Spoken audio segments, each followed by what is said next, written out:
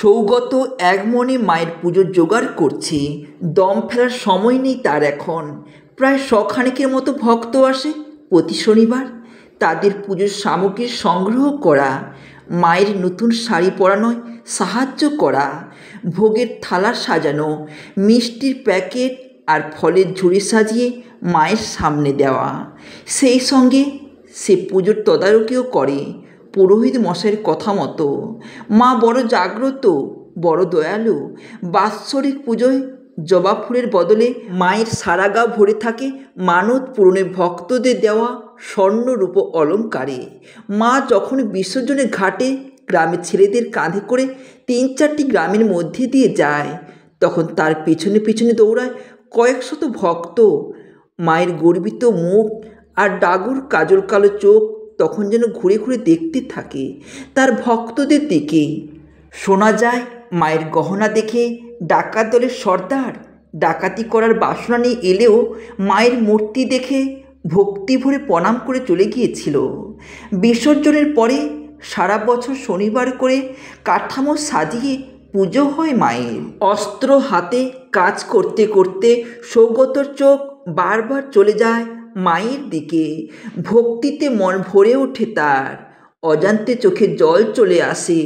বছর 18 সৌগত নিজের মাকে ছোটবেলায় হারালেও তাকে নতুন জীবনদাত্রী এই মায়ের সন্ধান সৌগত দিদা তাকে দিয়েছেন সেই ছোট্টবেলায়। তাই প্রতি শনিবার শত কাজ থাকলেও এই মায়ের সেবায় তার আশা চাই। ভক্তের দল কেউ আসে নিজের কষ্টের কথা জানানোর ইচ্ছে, কেউ আসে দীর্ঘদিনের মনস্কামনা পূর্ণ হবার জন্য মায়ের মানত পূরণ করে পুজো দিতে, কেউ বা নিছক পুজো দেবার তাগিদে। মা যে কত মানুষের রোগ ব্যাধি সারিয়ে দিয়েছেন, মনের ইচ্ছে পূরণ করেছে ভক্তের ভক্তিতে। যখন সব কিছু থেকে বিমুখ মানুষগুলো আছড়ে পড়ে মায়ের পায়ে, মা তখন তার কর্মফল অনুযায়ী ইচ্ছে পূরণ করে ভক্ত হিসেবে। কেউ বা আবার ফিরে যায় শূন্য রিক্ত হাতে। উপস্থিতি ভক্তের দলের কাকুতি মিনতি শুনে মায়ের কাছে মনে মনে প্রার্থনা করে সৌগত, ওদের মনস্কামনা পূর্ণ করো মা। আজ হঠাৎ করে সৌগত চোখ পড়ে মা কালীর সামনে বসে মহিলার দিকে। ফুল কুড়োতে এসেছে মহিলা। নিজেকে মায়ের আড়ালে সরিয়ে নেয় সৌগত। এর আগে কখনো এখানে আসতে দেখেনি সে ওই মহিলাকে। পুরোহিতের দেওয়া খড়ের টুকরোর উপরে বসে নির্দিষ্ট মনে মাকে ডাকতে লাগলো মালিনী। সামনে সাজানো মা কালীর কাঠামোর পায়ের উপরে ফুলের রাশি উঁচু হয়ে পড়ে আছে। তার উপরে রাখা মালিনীর মনস্কামনায় জবা ফুলটি। চোখ বন্ধ করতেই আশেপাশে সমস্ত আওয়াজ, ঢাকের আওয়াজ, ঘণ্টার আওয়াজ যেন ধীরে ধীরে মিলিয়ে গেল তার মন থেকে। সে শুধু নিবিষ্ট মনে মায়ের কাছে চেয়ে চলেছে একটি সন্তানের আশায়। মালিনী শুনেছে মা বড় দয়াবতী, ইচ্ছে করলেই তিনি সব পারেন। কত মৃত্যু পথে যাওয়া কঠিন রোগীকে সারিয়ে তুলেছেন মা। তার আশীর্বাদে তিনি নিশ্চয়ই তার মনস্কামনা অপূর্ণ রাখবেন না। উপস্থিতি সবাই ফিস ফিস করছে, প্রথমবার বাচ্চা এসেও নষ্ট হয়েছে বউটার, আর বাচ্চা আসছে না কিছুতেই।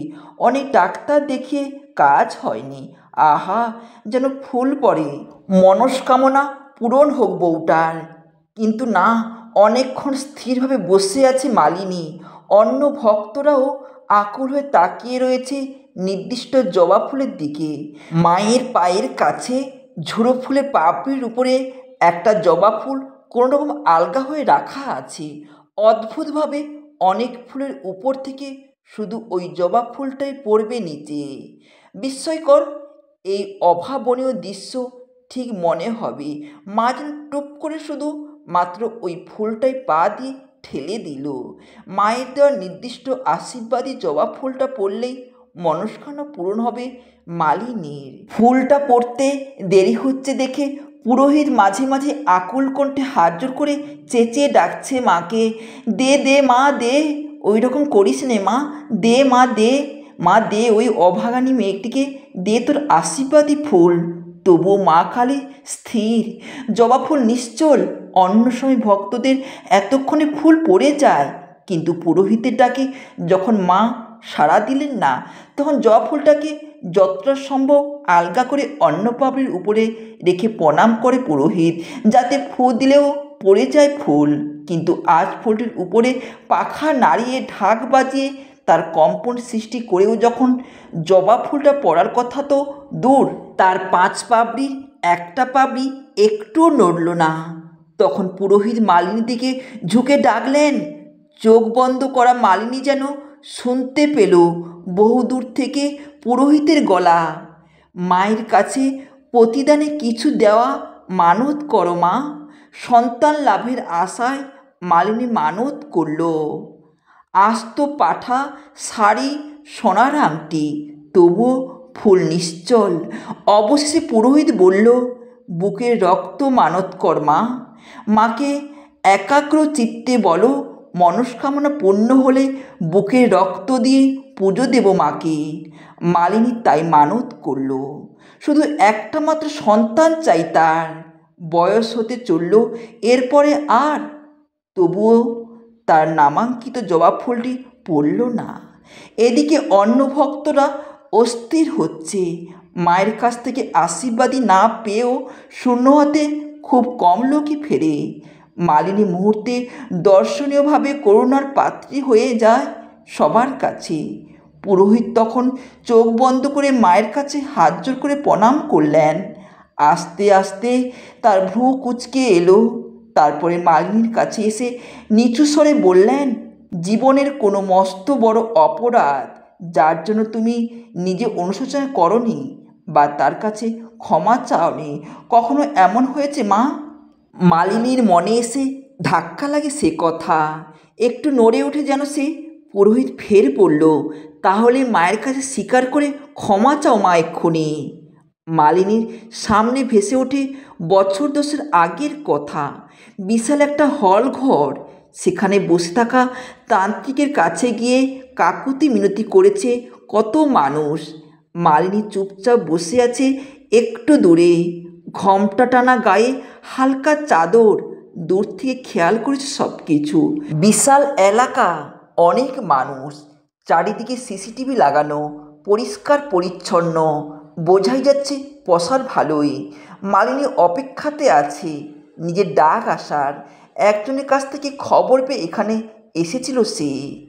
মরণ উচ্চটান বশীকরণ করা এই তান্ত্রিকের কাজ। এই শুনে গিয়েছিল মালিনী সেখানে। হ্যাঁ, ক্ষতি চায় একজনের, সেই উদ্দেশ্যেই তার আশা এখানে। মনে একটু সন্দেহ থাকলেও পাশে বসে মহিলারা খুব মৃদুস্বরে গদগদ হয়ে আলোচনা শুনে আশ্বস্ত হয়েছিল মালিনী। তিনি বলেছিলেন, আমার একমাত্র ছেলেকে গ্রামের নাপিত বাড়ির এক সাতচুন্নি এমন ফাঁদ পেতেছিল যে তার বসে এসে ছেলে আমাদের কথাই শুনতো না, তাকেই বিয়ে করে বলে লাফাচ্ছিল। অজাত কুজাতে মেয়ের সাথে বিয়ে দেবে না ছেলে, তাই এসেছিল।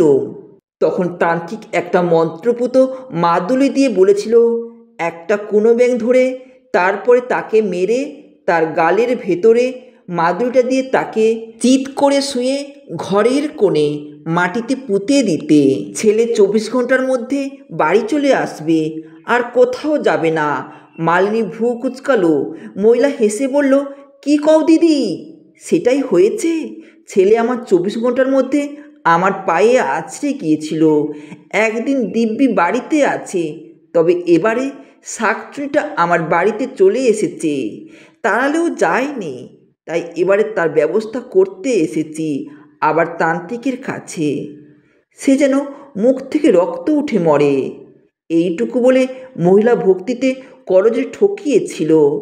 মালিনীর মনেও আশার আলো ফুটেছিল। নিজের পথের কাঁটাকে সরাতে চাইছে। মৃত সতীনের 8 বছরের ছেলে দু চোখে দেখতে পারে না তাকে মালিনী। সে নিজে এখন অন্তঃসত্ত্বা, তাই ওটাকে সরাতে পারলেই শান্তি তার। সেটা বলতেই তান্ত্রিক লাল চোখে তাকালো তার দিকে।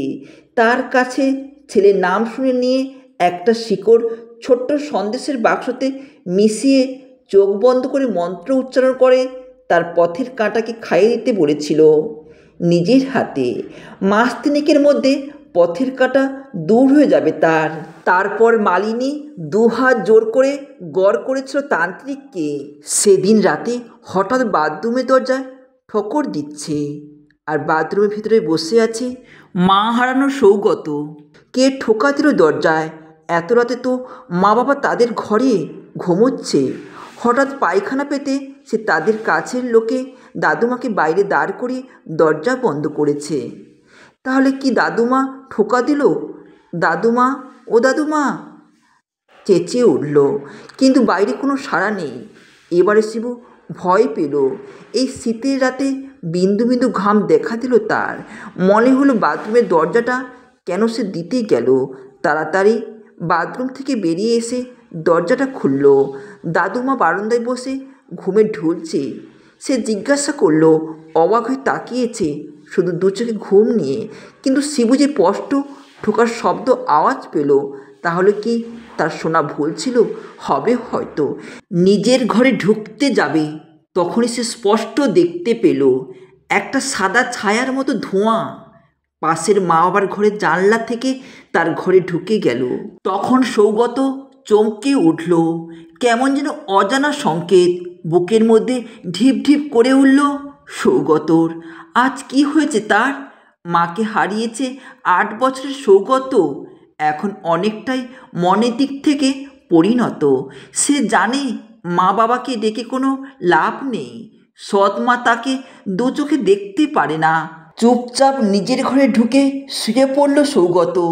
কিন্তু সেদিন সারা রাত ঘুমোতে পারেনি সৌগত।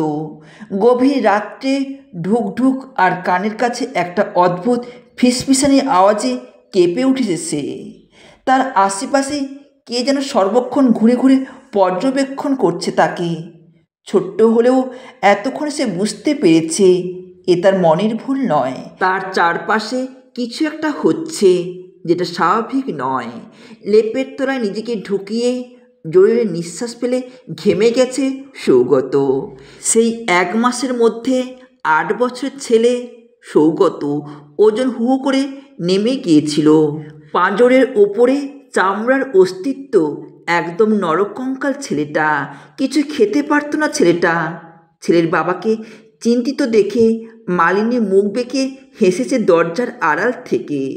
তার পথের কাটার পরিণতি দেখে 2 হাত কপালে ঠেকিয়ে তান্ত্রিকের উদ্দেশ্যে প্রণাম জানিয়েছিল মালিনী।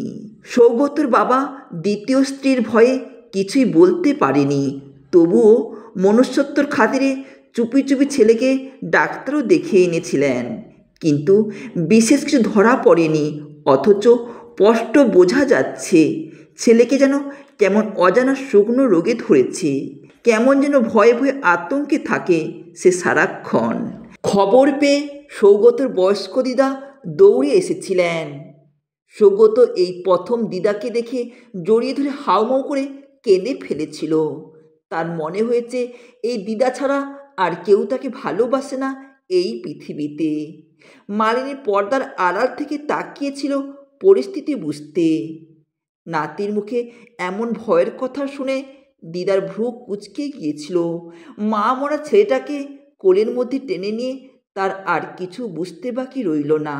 সৌগত সৎমা মালিনী যে এতটা নিচে নামবে সে ভাবতে পারেনি। বুঝলো খুব খারাপ তোকতাক করা হয়েছে সৌগতর সাথে। জামাইকে তিরস্কার করে নাতিকে সঙ্গে নিয়ে নিজের বাড়িতে আসেন কবিরাজকে দেখাবে বলে। সৌগতর বাবা কিছু একটা বুঝেছিলেন বলে আর না করেননি। তাই শাশুড়িকে ছেলের জন্য প্রতি মাসে টাকা পাঠিয়ে দেবে ভেবে দায়িত্বমুক্ত হয়েছিল সে।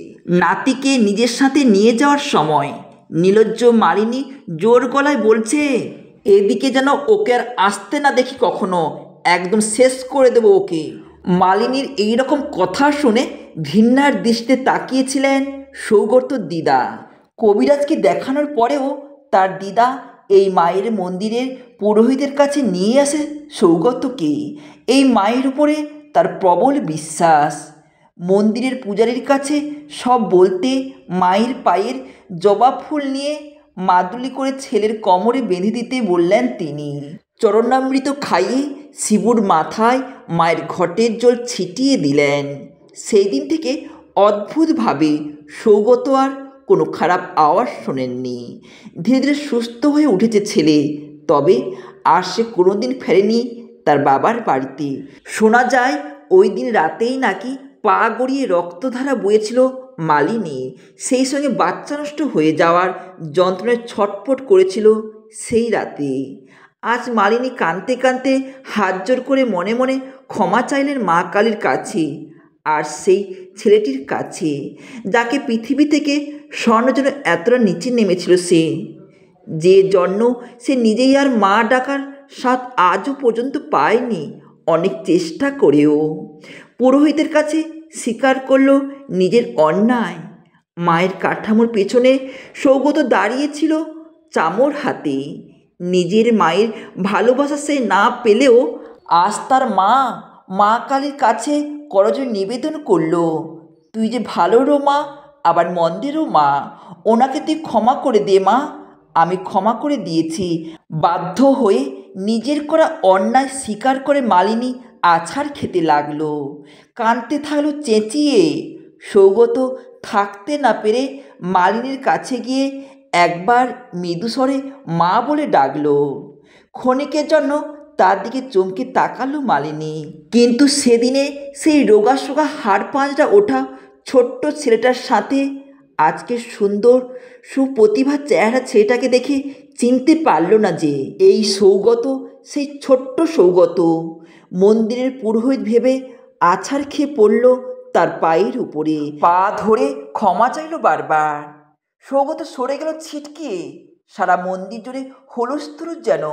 সবাই বলতে লাগলো মা ভালো আর মন্দ দুজনের হলেও মা যে কখনোই অন্যায়কারী সঙ্গ দেন না, তারা মায়ের আশীর্বাদ পায় না কখনো। তাই মালিনী হাজার কাকুতি মিনতি আর আছাড় খেয়ে বুক ফাটা কান্নার আওয়াজেও তার নামাঙ্কিত জবা ফুলটি এক জায়গাতে স্থির থাকলো।